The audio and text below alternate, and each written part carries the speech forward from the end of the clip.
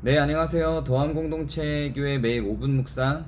오늘은 잠언 25장 26절입니다. 제가 읽겠습니다. 의인이 악인 앞에 굴복하는 것은 우물의 흐려짐과 샘이 더러워짐과 같으니라. 아멘. 의인이라고 하는 표현이 들어가면 이제 여러 가지 의미를 내포하죠. 어떤 결정을 할 때 바르게, 옳게 결정하는 것을 의인이라고 보게 되죠. 그리고 선행을 행할 수 있는 것도 의인이라고 보게 돼요. 그리고 앞에서 우리가 계속해서 살펴본 바 성품이 좋은 것도 어떤 의인의 조건 중에 하나입니다.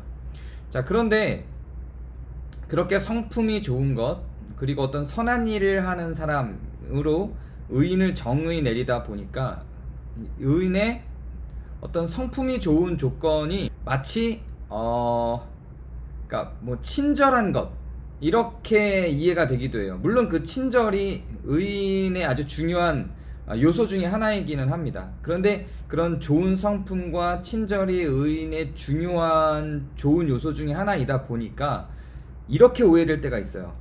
악한 것에 대해서 분노하거나 그 악에 대해서 민감하게 반응하는 것도 사실은 의의 조건이고 의한 방향성인데, 성품이 좋고 친절한 것도 의의 한 조건으로 다루다 보니 친절하지 않는 상황, 악을 보고 친절하지 않는 상황에 대해서 의인의 조건이 아닌가 하는 오해를, 착각을 하게 되곤 합니다. 근데 이게 헷갈리면 안 돼요.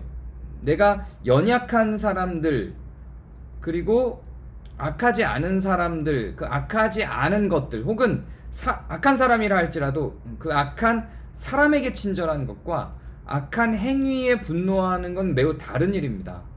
그런데 우리는 그 악한 모든 것들에도 성품을 좋게 하는 것이 더 좋은 것인 것처럼 오해하게 될 때가 많죠. 그렇지는 않습니다. 거룩한 분노라는 것이 분명히 있고, 예수님도 성전 안에서 타락한 형태의 장사 행위들을 봤을 때 채찍을 휘두르면서까지 분노를 보이셨죠. 그리고 바리새인들을 향해서 독사의 자식들아 라고 하면서 그 성품이라는 측면에서 보면 의아해한 그런 모습들을 보이시기도 했습니다.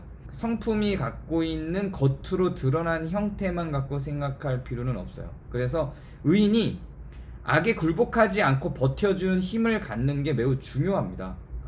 성도가 가져야 될 것들에 대해서 성품이 분명히 조건으로 들어가지만, 그 성품이라고 하는 것이 겉으로 드러난 성품의 모양만을 성품으로 오해하면 안 됩니다.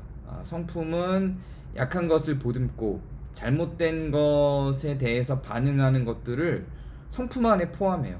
그런 것들도 성품이 될 수 있습니다. 그래서 우리가 친절이라고 하는 것이 늘상 있는다고 좋은 건 아니에요. 그게 필요한 위치에 친절이 있는 것, 필요한 위치에 분노가 있는 것, 이걸 분별하는 힘이 매우 중요합니다. 그래서 의인이 악인 앞에 굴복하는 건, 그건 우물이 흐려짐, 샘이 더러워짐과 같은 거예요. 성경은 의인이 악인 앞에 굴복하는 것을 결코 용납하지 않습니다. 그래서 이런 여러 가지 이러한 사례들이 있죠. 의인이에요. 근데 악법도 법이라는 측면에서 그렇게 그냥 악한 것에 굴복하고 살아가는 그런 어떤 자조적인 삶, 그런 것들을 가치롭게 여기기도 하는데, 성경적인 관점은 최소한 아닙니다. 동양적인 관점일 수는 있을 것 같아요. 악이 우리 앞에 왔을 때 그 악이 악이라고 말하고 거기에 굴복하지 않고 머리를 들고 적절하게 말하고 필요할 때는 분노도 할 줄 아는 그런 자세가 사실은 의인의 자세인 것입니다. 악이 도래했을 때 정확하게 민감하게 거기에 반응할 수 있는 그런 하루가 되시길 바랍니다. 감사합니다.